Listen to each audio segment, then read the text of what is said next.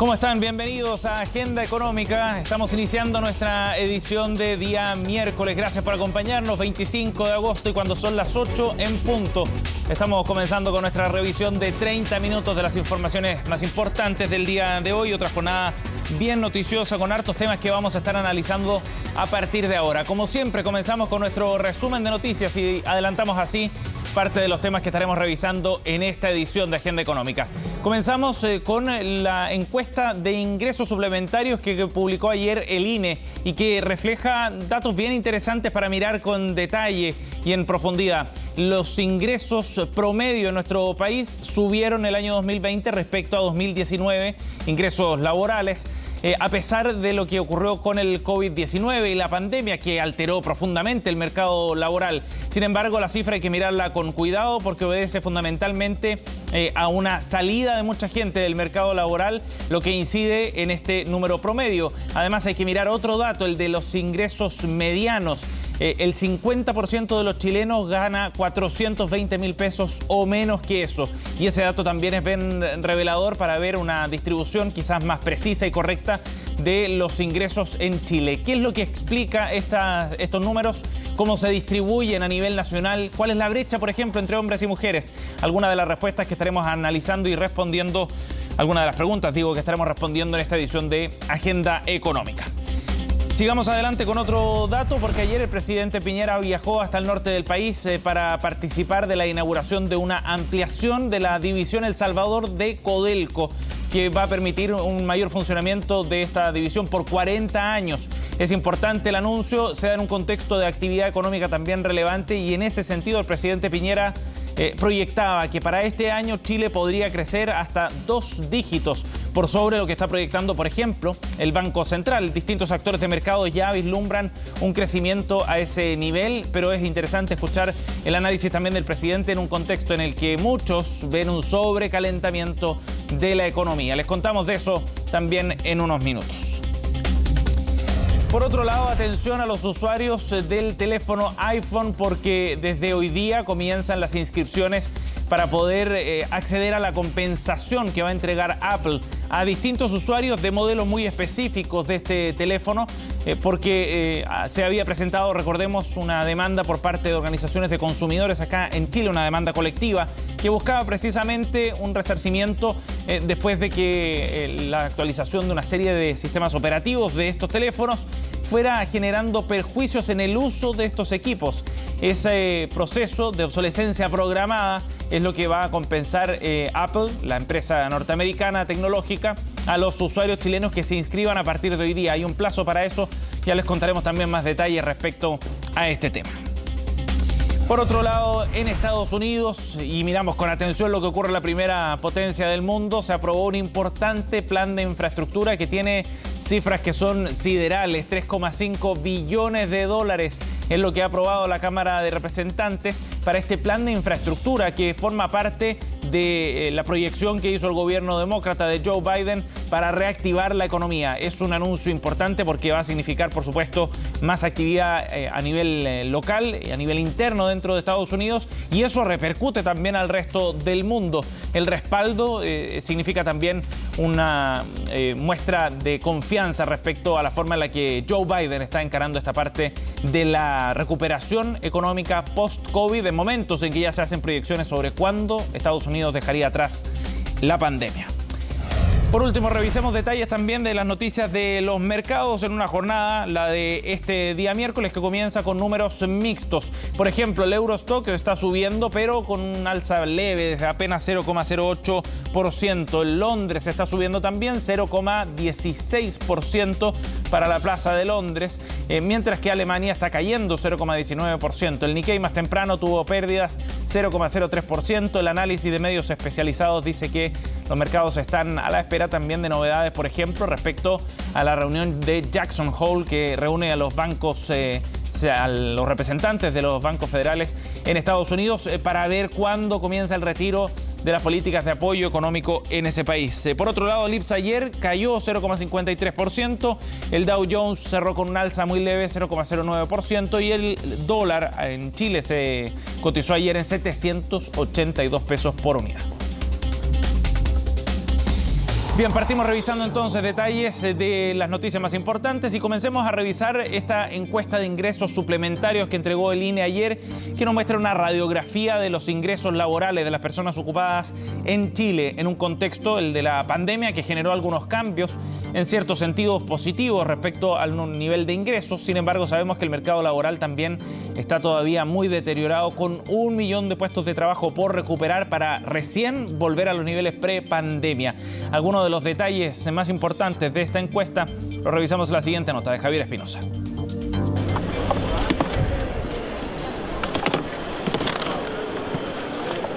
El pobre va a seguir siendo pobre toda la vida. Hay que seguir luchando y... ¿Por tu hija, por tu familia? Sí, por la familia, más que nada. Su hija de 4 años es su motor, su mayor estímulo, dice. Es quien lo hace recorrer el centro de Santiago bajo la lluvia o el intenso sol. Leonardo Espinosa no ha tenido teletrabajo. Para él no existe esa opción. Pero a pesar de todo eso, su labor limpiando las calles no es lo único difícil para él. Mi salario está entre los 350, 400. ¿Cuánto gastas tú en alimentación? 200 al mes. El agua está en 30 lucas. El galón de 15 te está saliendo casi 22 lucas. Y me está quedando como 60 lucas. Y eso se da además gracias a que Leonardo vive con sus suegros. Él comparte su realidad con muchos otros chilenos. Según la encuesta suplementaria de ingresos del INE, el 50% de quienes contaron con un empleo durante 2020 recibía 420.000 pesos mensuales o menos. Y eso, para la realidad de nuestro país, está mal. Eso sí, está mal. Ahí está mal. Porque la realidad es que las cosas han subido tanto estos últimos días. Varias cosas que son de primera necesidad incluso. Oiga, yo he visto gente aquí casi de categoría y la gente se ve al 3 y al 4. Por eso es que la gente tira a los préstamos, a todas esas cosas. Las cifras conocidas este martes son vistas con preocupación, no solo por los trabajadores del país, sino que también por las autoridades. La mayoría de la población ocupada se encuentra en el tramo de ingresos de 300 a 400 mil pesos, que concentra un 18,4% del total de las personas ocupadas. Con la pandemia, además también de haber visto situaciones de carencia en necesidades tan básicas como los alimentos, se ha constatado también que, además de destruirse empleos formales, también han habido dificultades para poder obtener ingresos a través de fuentes informales. Y esos empleos informales son la vía que tienen muchas familias para poder incrementar algo más su salario. Cuando no se puede echar mano a eso, endeudarse se hace inevitable, incluso para costear la alimentación. Tú tienes que recurrir a endeudarte ya no por un proyecto, por quizás un bien más a largo plazo, sino que para cubrir parte de esos gastos. Y ahí se va generando esta bola de nieve o esta bicicleta donde yo voy sacando un crédito, después pido otro para poder pagar ese y ahí finalmente llega un punto en que no puedo seguir pagando. El ingreso laboral promedio de los chilenos creció de 620.000 a 635.000 pesos, lo que equivale a la suma de lo ganado por todos los trabajadores dividido por la cantidad de personas con empleo. Aún así, el gobierno reconoce que los datos no son buenos. Deja en evidencia que la pandemia golpeó no solamente a los empleos en el país, sino que le quitó el trabajo fundamentalmente a sectores de menores ingresos. Leonardo y muchos otros chilenos esperan que en algún momento su realidad laboral cambie, dejando así de habitar entre los trabajadores con los salarios más bajos del país. Bien, ahí la nota de Javier Espinosa nos muestra esta realidad y cómo se entiende también estos números. A pesar de ese crecimiento, la disminución de la masa laboral también incide en este aumento del ingreso promedio. Ojo, pero la realidad es muy distinta por regiones. Revisemos esta gráfica, ¿les parece? Y veamos el detalle de lo que ocurre en cada una de las regiones. Por ejemplo, en la zona norte de nuestro país, en una región como la de Coquimbo, se percibe un ingreso mediano, ojo, el ingreso mediano de 376.000 pesos en esa región, en la de Coquimbo. ¿Qué es el ingreso mediano? Si uno ordenara todos los ingresos laborales del más bajo al más alto, este es el punto medio, el punto exacto central de toda esa distribución. Y fíjense en Antofagasta, por ejemplo, una región de mejores sueldos, producto de la industria minera, 503.000 pesos, hay una diferencia enorme. Avancemos a otra zona de nuestro país, en la zona central, por ejemplo, se ven las cifras más bajas. Ñuble es la región que tiene los menores ingresos medianos en Chile. 350.000 pesos es lo que gana el 50% o menos que eso, el 50% de los trabajadores de esa región, de Ñuble en particular. Acá en la metropolitana, 450.000 pesos, que puede parecer una diferencia importante respecto a los ingresos de otra región. Son 100.000 más que en el caso de Ñuble, pero los costos de vida también son muy distintos. Acá en la metropolitana los costos de vida son mucho más altos que los que se perciben en regiones como el Maule o Ñuble, que tienen ingresos medianos más bajos. Y si nos vamos a la zona sur de nuestro país, bueno, la situación es bastante distinta. En la región de Los Lagos, por ejemplo, 400.000 pesos de ingreso mediano. En la región de Magallanes llegamos al monto más alto a nivel nacional, 600.400 pesos es el ingreso mediano. Eso es lo que gana el 50%, eso o menos, de los trabajadores en esa región, que sabemos además tiene niveles de pobreza bastante más bajos que los que se ven en otra parte de Chile. Este tema es uno de los asuntos centrales. De hecho, si uno revisa los programas de gobierno de los candidatos en la discusión de las primarias o las que viene hacia noviembre, la forma de incrementar los ingresos por la vía de subsidios del Estado, por ejemplo, para aumentar el salario mínimo, aparece como un tema fundamental dentro de las políticas públicas a adoptar en el siguiente periodo. Bien, vamos a otro tema, 8:11. Estas son imágenes de lo que ocurrió ayer en la división El Salvador de Codelco, en la zona norte. Llegó el presidente Sebastián Piñera junto a la plana ejecutiva de la cuprífera estatal para la inauguración de las operaciones de ampliación de la división El Salvador. Se trata de la mina Rajo Inca, es parte de la división Salvador y va a permitir una extensión de estas operaciones por más de 40 años. Aportará cerca de 90.000 toneladas de cobre fino para la empresa estatal. Pero tomamos este punto también porque el presidente aprovechó esta ocasión para hacer una proyección respecto a las expectativas económicas del gobierno para este año. El mandatario puso énfasis nuevamente en la meta de crear 500.000 empleos de aquí a diciembre, pero además se la jugaba por una cifra de crecimiento cercana a los 2 dígitos para este año. Escuchemos al presidente Piñera refiriéndose al tema. Perdimos 2 millones de empleos en el peor momento de la crisis. Ya hemos recuperado más de 1 millón. Y la meta para lo que resta de este año es recuperar 500.000, creando 500.000 nuevos empleos. Entre ellos, los empleos que se crean aquí, en El Salvador. En materia de crecimiento, Chile es de los países que se está recuperando con mayor fuerza.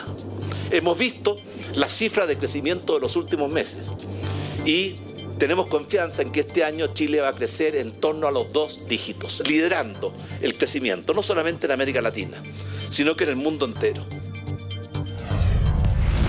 8:12. Vamos a ir a otro tema porque esta semana el gobierno, recordemos, anunció cambios en los requisitos para el ingreso a nuestro país de aquellas personas que vienen desde el extranjero, para los viajeros.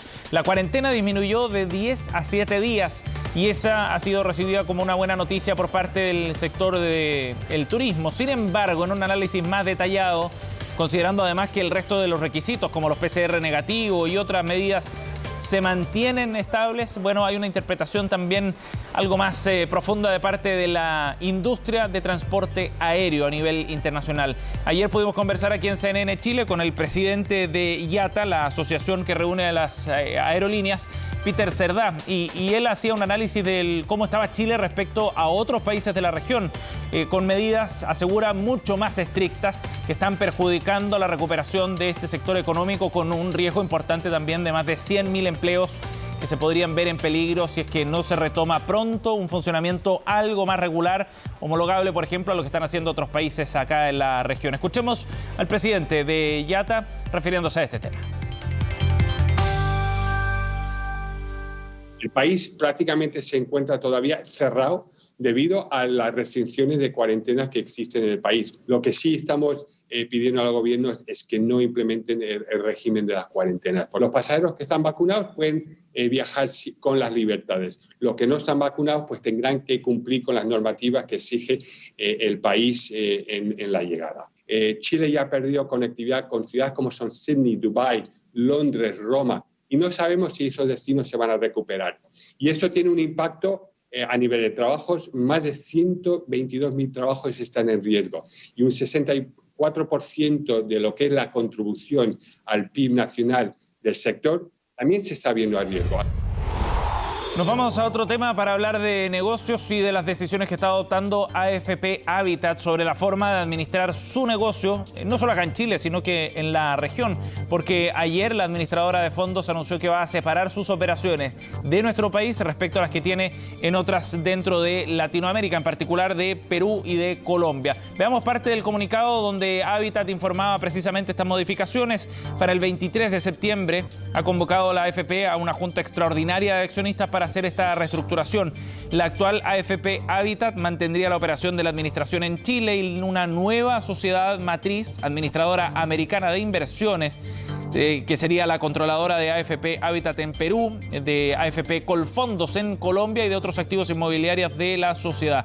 En el comunicado, el gerente general de La Construcción, Sociedad Anónima, que es la empresa controladora, Pablo González, aclaraba el objetivo de esta propuesta y señalaba: buscamos lograr mayor flexibilidad para emprender actividades conjuntas con el controlador de AFP Habitat, con Prudential, estén o no relacionados con el giro previsional.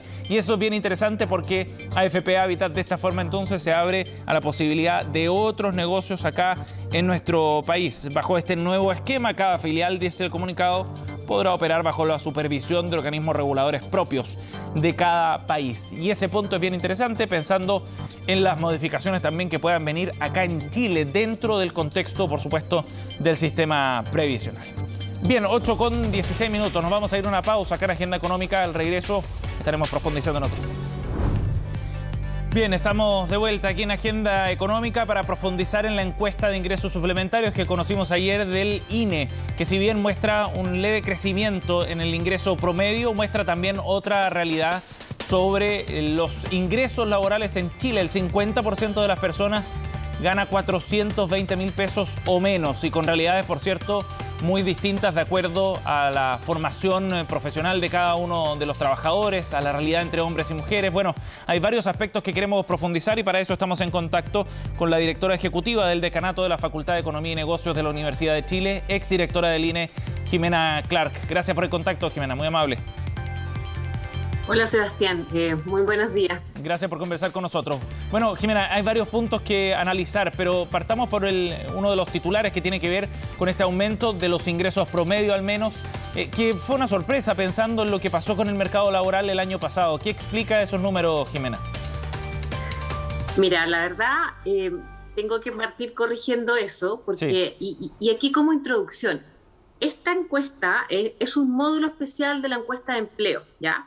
Entonces, todos los últimos trimestres de cada año, tú preguntas también a las personas que estás preguntando por su situación ocupacional sobre sus niveles de ingresos. Y como toda encuesta, lo que hace es una estimación de los ingresos, ¿no? Porque tú sacas una muestra y en función de esa muestra haces preguntas y sacas estimación. Y lo relevante aquí es saber si la estimación de los ingresos del último año calculado, que es el último trimestre del año pasado, es diferente significativamente en términos estadísticos del año anterior. Perfecto. Y los resultados que muestran, a pesar de que en términos nominales estamos hablando de 635.000 versus 620.000, es que estadísticamente no son diferentes, ¿no? Entonces, de hecho, está por debajo de la inflación, ¿no? No, claro, pero tan simple como el hecho de que no hay evidencia estadística de que haya diferencias significativas entre uno y otro. Perfecto. Entonces, lo primero que hay que decir es que no es que hayan aumentado en promedio los ingresos, ¿no? Y esto se da a nivel general. Si tú separas por hombre versus mujer, en el caso de la mujer y solo en el caso de la mujer, sí hay un aumento que es estadísticamente significativo, ¿no? Y ahora, esto es para el ingreso medio, y tú muy bien dijiste que en este caso lo relevante, siempre es lo relevante, las dos mediciones, ¿no? Pero hay que mirar también el ingreso mediano para saber cómo están distribuidos los ingresos de la población, ¿no? Sí. Y por supuesto, el porcentaje grueso de la población, cuánto es lo que gana finalmente, ¿no? Sí. O como máximo. Jimena, ¿y ahí tampoco hay cambios estadísticamente significativos en el ingreso mediano? No, tampoco tenemos diferencias estadísticas, ¿no? Ahora, aquí hay algo que es bien importante mencionar y que el ministro del Trabajo algo mencionó. Pareciera ser que con todo el impacto de la pandemia, no hubo grandes impactos en los niveles de ingreso, ¿no? Entre el 2019 y el 2020. Sin embargo, algo que está explicando esta no diferencia dramática hacia abajo, básicamente, que es lo que uno hubiese esperado, claro, es que hay un cambio de composición de las personas que están ocupadas, ¿no?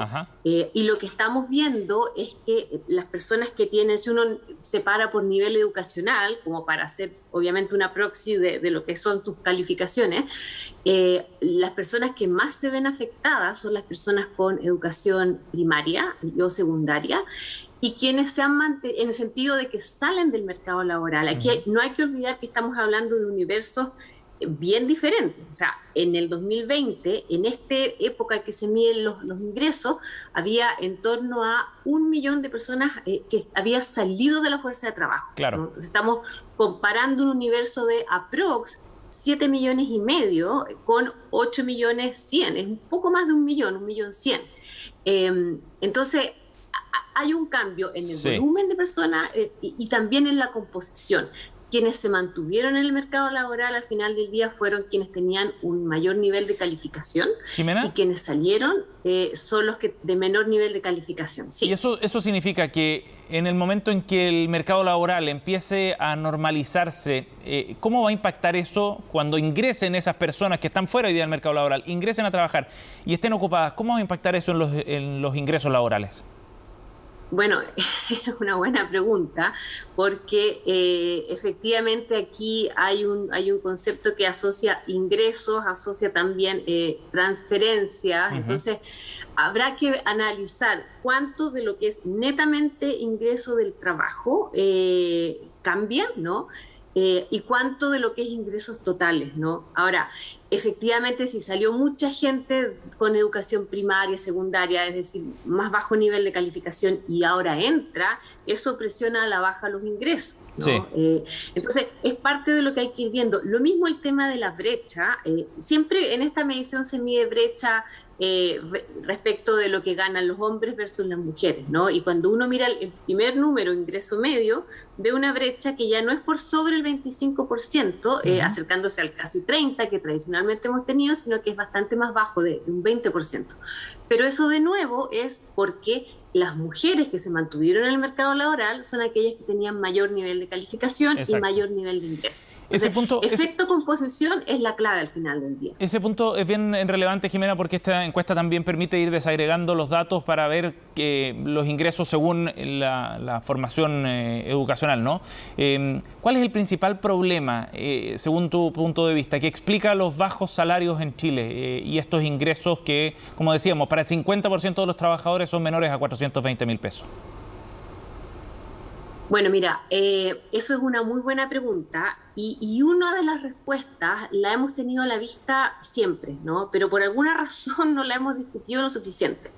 Y lo que ocurre es lo siguiente: si tú te fijas en el nivel de formación, en el nivel educacional que tienen las personas, tú vas a ver que en promedio, estoy hablando acá en general, sí, aproximadamente en torno al 40-44% de las personas que están en el mercado laboral tiene una educación primaria, ¿no? Y luego tú puedes separar sector administración pública o sector privado, y eso no cambia dramáticamente, ¿no? Y si tú miras educación primaria y secundaria, tú tienes que y esto de nuevo, promedios generales, después uno puede empezar a ver por más detalle, pero 2/3 de la población que está ocupada tiene educación a lo más secundaria, ¿no? Entonces, el nivel de calificación al final del día de las personas en promedio es bastante bajo, y eso lleva a que, por supuesto, sus ingresos sean bastante bajos, ¿no? Ahora, igual uno se puede preguntar si alguien que tiene educación secundaria,